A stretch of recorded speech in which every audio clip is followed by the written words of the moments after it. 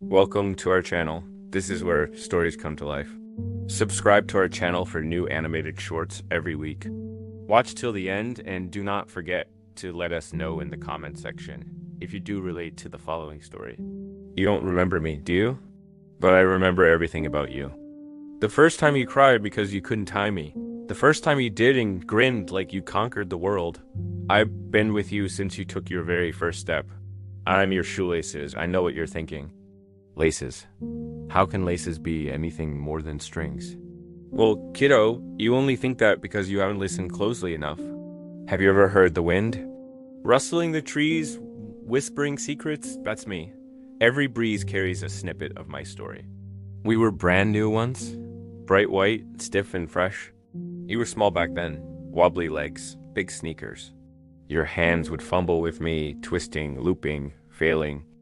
Then, again and again. Frustrated tears. I thought you'd give up, but you didn't. I knew you wouldn't. I never doubted you. Not once. Then one day your fingers moved just right. Loop over loop, a perfect bow. You looked down like you'd unlocked the universe. Then you ran fast, free, laughing like the world couldn't catch you. I was proud. Tied tight, holding you up. Since then, we've been everywhere together. We've splashed through mud puddles and climbed jungle gyms. I remember scraped knees in summer storms. Tree forts, hide and seek, first days of school. I remember you climbing too high, scraping me against the bark. I remember when you fell, cried, then got back up and tried again. Braver, stronger. I held tight, tighter than you did sometimes. Your mom would double knot me before school, saying, "Let's make sure you stay grounded, chimp." I stayed tight even when you didn't. We went to soccer games, games of tag, your first crush, field trips. I was always there. Knotted, dirty, worn, but loyal. I guess I am just a pair of shoelaces. All other kids had me too, but I liked it. I liked being with you. I liked who you were, who you're becoming. But then something changed. Your shoes got bigger, your steps heavier. You stopped tying me with both hands. You got faster, colder. You stopped looking down at me. At all. It was different after that. I still held on, still did my job. But then one day you left me untied.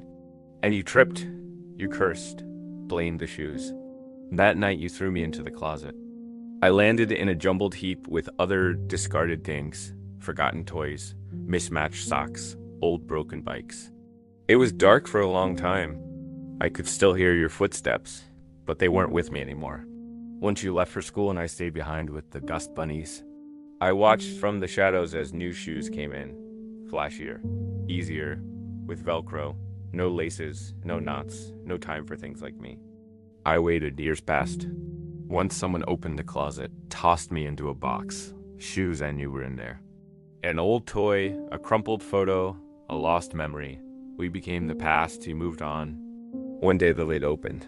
Your hands, bigger now, reached in.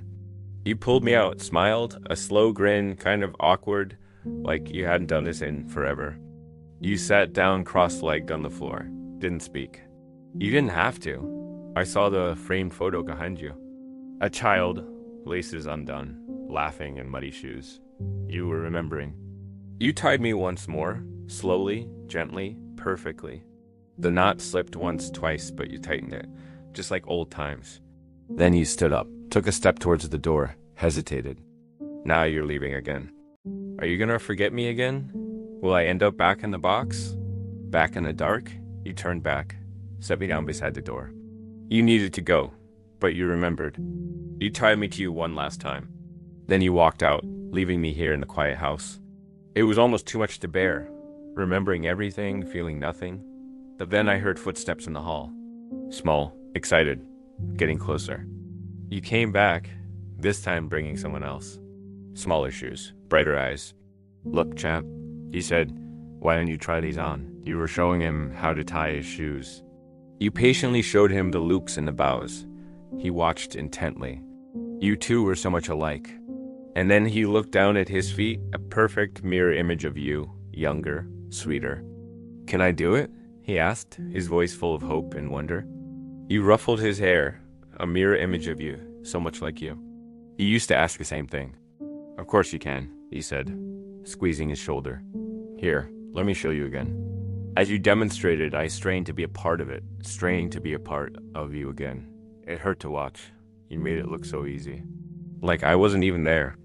But then he took a deep breath, steadied himself, and began. Loop over loop, a perfect bow. He looked down like he'd unlocked the universe.